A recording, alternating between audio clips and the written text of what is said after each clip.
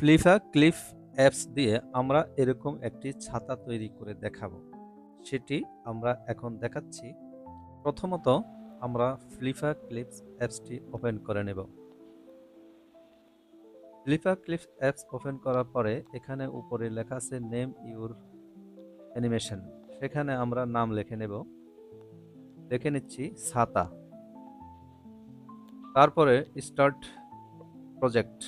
এই প্রজেক্টে ক্লিক করার পরে এরকম একটি পেজ ওপেন হবে। এখানে আমরা ছাতা এঁকে নেব। ছাতা আঁকতে হলে প্রথমে যে কাজটি করতে হবে, আমরা একটি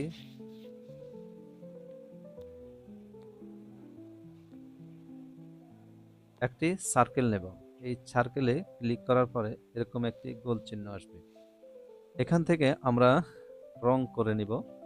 প্রথমে গোল করে একটি দাগ দিয়ে নেব, অর্ধ গোল করে বা অর্ধচন্দ্র করে একটি দাগ দিয়ে নেব।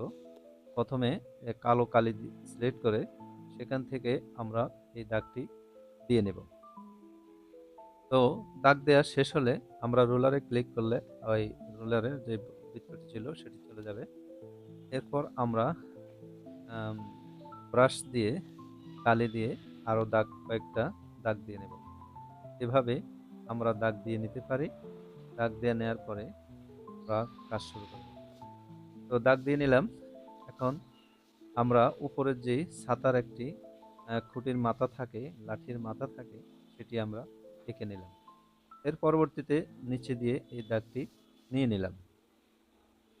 এই দাগটি নেওয়ার পরে এবার ছাতার যেই বিভিন্ন অংশ আছে সেই অংশগুলা আমরা এঁকে নিচ্ছি।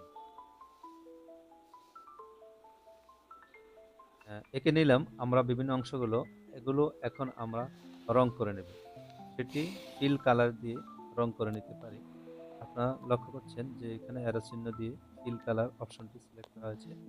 ফিল কালার অপশন সিলেক্ট করার পরে এখানে কালারের যে অপশনটি আছে এটা আমরা ক্লিক করে দেব এবং আমরা আমাদের মনের মতো রংটি সিলেক্ট করে সেখানে নিয়ে নেব। তো আমরা এই রংটি নিয়ে নিলাম। এখানে ক্লিক করার সাথে সাথে এটি ফিল আপ হয়ে গেল। এভাবে আমরা প্রত্যেকটি অংশ এভাবে রং নিয়ে নিয়ে ফিল আপ করে নেব। আমরা ফিল আপ করে নিচ্ছি। দেখুন কত সুন্দর একটি ছাতা তৈরি হচ্ছে। আপনি আপনার বাচ্চাদেরকে এভাবে শিখাতে পারেন বা বাচ্চাদেরকে কিভাবে ছাতা আঁকা হয়, তাদেরকে কিভাবে ছাতা আঁকার মাধ্যমে একটি আনন্দ দেয়া যায়, সেটি আপনি আপনার বাচ্চাকে শিখাতে পারেন। এভাবে আমরা প্রত্যেকটি কালার দিয়ে ফিল করে নিলাম বা ফিল আপ